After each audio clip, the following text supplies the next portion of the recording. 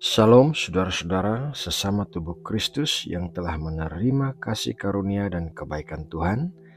Salam penuh kasih dan sukacita. Semoga di pagi ini kita semua berada dalam keadaan sehat dan bersiap untuk menjalani hari yang dipenuhi dengan iman dan pengharapan. Saudaraku, mari kita berdoa untuk mengawali renungan pagi hari ini. Bapa Surgawi, kami datang kepadamu dengan hati yang bersyukur dan keinginan untuk belajar dari firman-Mu. Kami ingin lebih mendekat kepadamu dan mengenalmu lebih dalam lagi. Singkapkanlah apa yang terselubung bagi mata kami, agar kami bisa melihat kebenaran firman-Mu. Berikanlah kami hati yang bisa mengerti, dan berikanlah kami kekuatan untuk bisa melakukan kehendak-Mu dengan penuh ketaatan. Terima kasih ya Bapa. Dalam nama Tuhan Yesus Kristus, kami berdoa dan mengucap syukur. Amin. Saudara yang terkasih, dalam kisah perumpamaan tentang anak yang hilang dalam Lukas 15, ketika anak itu kembali kepada bapaknya memberikan dia 3 buah benda, yaitu jubah, cincin, dan sepatu. Mari kita baca ayatnya dalam Lukas 15 ayat 22. Tetapi ayah itu berkata kepada hamba-hambanya, "Lekaslah bawa kemari jubah yang terbaik, pakaikanlah itu kepadanya, dan kenakanlah cincin pada jarinya dan sepatu pada kakinya." Setiap benda yang diberikan oleh sang bapa merupakan perlambang dari kasih dan kebaikan Bapa. Dan dalam renungan pagi hari ini, kita akan melihat mengenai jubah yang diberikan. Saat anak yang hilang bertemu dengan bapaknya, inilah yang dikatakan oleh anak itu. Lukas 15 ayat 21. Kata anak itu kepadanya, "Bapa, aku telah berdosa terhadap sorga dan terhadap Bapa. Aku tidak layak lagi disebutkan anak Bapa." Perhatikanlah kata tidak layak lagi.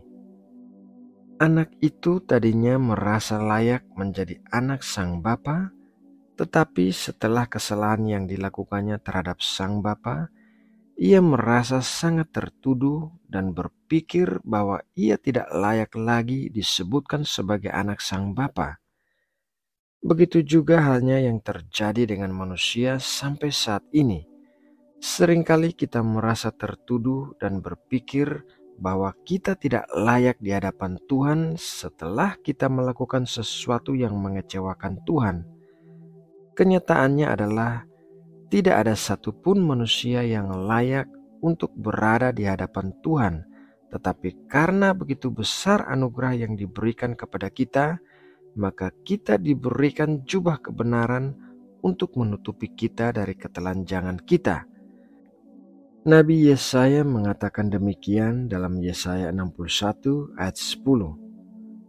"Aku bersukaria di dalam Tuhan, jiwaku bersorak-sorai di dalam Allahku, sebab ia mengenakan pakaian keselamatan kepadaku dan menyelubungi aku dengan jubah kebenaran seperti pengantin laki-laki yang mengenakan perhiasan kepala dan seperti pengantin perempuan yang memakai perhiasannya."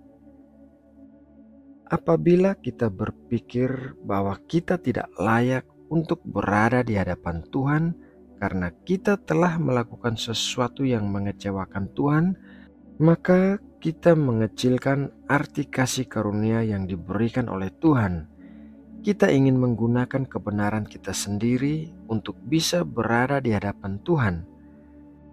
Sang anak dalam kisah perumpamaan anak yang hilang tidak melakukan apapun untuk menerima jubah, cincin, dan sepatu dari sang bapa. Semua itu diberikan sebagai kasih karunia, bukan berdasarkan perbuatan sang anak.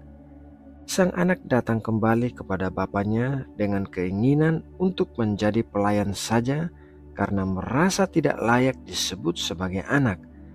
Akan tetapi sang bapa tetap menerimanya sebagai anak, bukan sebagai seorang pelayan. Sang bapa memberikan pemberian sebagai pengakuan terhadap anaknya. Di dalam Galatia 4 ayat 7 tertulis demikian, "Jadi kamu bukan lagi hamba, melainkan anak. Jikalau kamu anak, maka kamu juga adalah ahli-ahli waris oleh Allah." Jubah kebenaran yang kita terima ini adalah sesuatu yang diberikan berdasarkan apa yang telah dilakukan oleh Tuhan Yesus Kristus bagi kita. Hal itu diperhitungkan Allah sebagai kebenaran kita.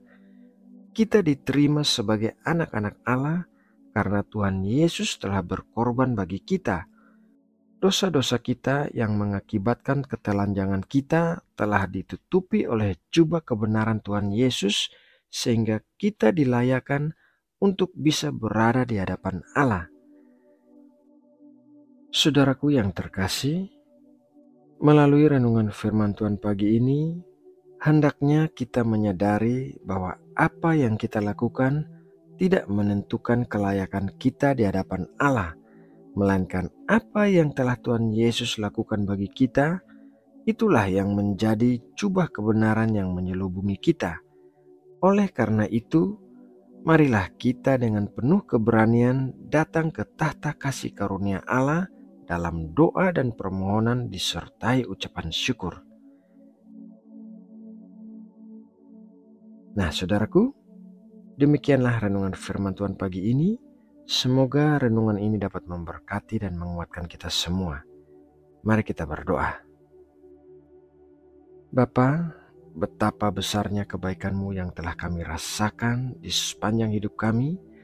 Betapa banyaknya yang telah Engkau lakukan bagi kami, sehingga melayakkan kami untuk menjadi anak-anak-Mu. Terima kasih Bapa atas kasih-Mu yang besar yang menarik kami kepadamu. Ya Bapa, kami berdoa menyerahkan seluruh rencana aktivitas kami hari ini ke dalam tangan-Mu.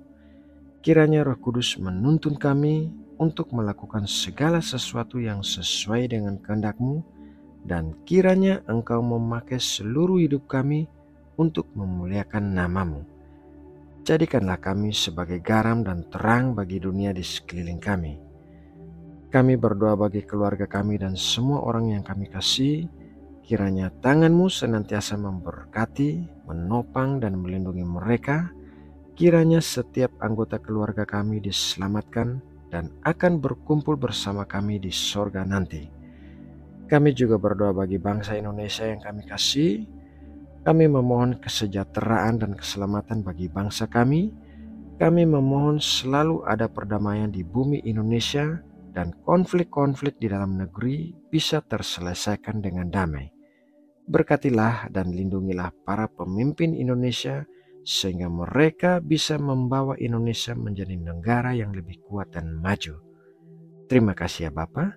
Dalam nama Tuhan Yesus Kristus, kami berdoa dan mengucap syukur. Amin.